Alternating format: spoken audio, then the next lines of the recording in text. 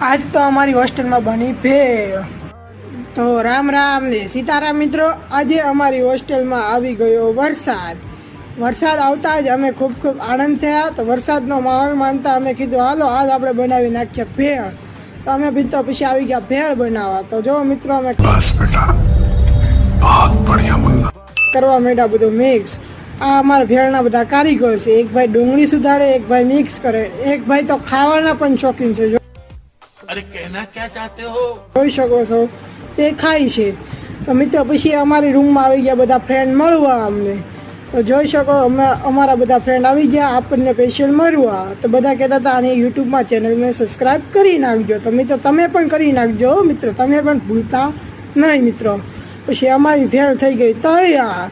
તો મિત્રો પછી અમારી ભેળ થઈ ગઈ તૈયાર। તમને કેવી લાગે તો જણાવો મિત્રો કોમેન્ટમાં। પછી ભેળ તો ખાવી સારી લાગી। આપણે જવા વાસણ